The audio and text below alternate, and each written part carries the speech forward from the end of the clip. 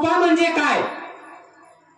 तर त्याला म्हटलं, अरे एवढ्या करोनाच्या महामारीमधून आज पण आम्ही जिवंत राहून मंडपामध्ये त्या हरीचं परमात्म्याचं नाव घेतोय, ह्याच्यापेक्षा मोठी कुठली कृपा असू शकते? ह्याच्यापेक्षा मोठी कृपाच असू शकत नाही.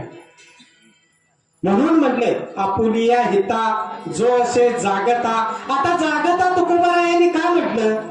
आता आपण सगळे डोळे उघडून जागेच आहे की नाही? पण तरी सुद्धा तुकोबारायांना जगाला का सांगायचं आहे की आपुलिया हिता जो असे जागता? अहो जागा असून मनुष्य झोपलेला आहे. तुका म्हणे कैसे आंधळे हे, बोला बोला, तुका म्हणे कैसे गेले विसरूनी. काय म्हटलं तुकोबारायांनी? तर आता तुम्हाला माझा प्रश्न आहे, काय गफलत होते बघा की देव 33 कोटी आहेत की एक आहे? तुकोबाराय काय म्हटले? आपुला तो 33 कोटी म्हटले का? काय म्हटले? आपुला तो रूप अनेक आहे,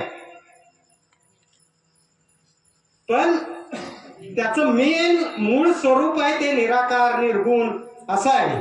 म्हणून देव सहज माणूस विचारलं तर म्हणतो की 33 कोटी. 33 कोटी नाही, एकच आहे.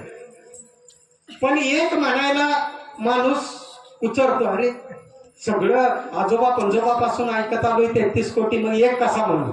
पण संतांनी म्हणतानी पंतांनी ग्रंथांनी वेळोवेळी तो आम्हाला सांगितलं, आपुला तो देव एक करुणी घ्यावा तेने विना जीवा सुख नव्हे. मग 33 कोटी पटकन मनुष्य का म्हणतो? तुम्हाला आता इथे लगेच प्रूफ करतो. आता IPL मॅच चालू आहे की नाही? बोला बोला, आहे की नाही? IPL मॅच चालू आहे. मग एका ओव्हर मध्ये किती बॉल असतात? जोरात बोला. एक. किती असतात? एक. इथं असाच घोटाळा होतो देवामध्ये पण.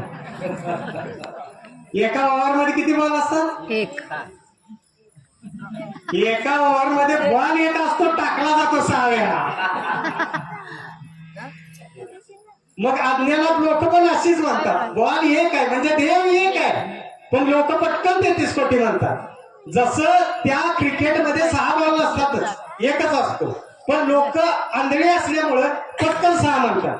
तसं देवाला सुद्धा आंधळेपणामध्ये पटकन आपण 33 कोटी म्हणतो. तर 33 कोटी नाहीये. कारण काय की घरामध्ये एखाद्याचं नाव जर राजू असेल तर त्याला कोण पिंट्या म्हणतं, कोण आजी म्हणते बाबू. आता बाबू म्हणून आवाज दिला तर राजूच येतो, पिंट्या म्हणून आवाज दिला तर राजूच येतो. तसं देवांची रूपं अनेक, नावं अनेक असली तरी रस्ता एकच आहे.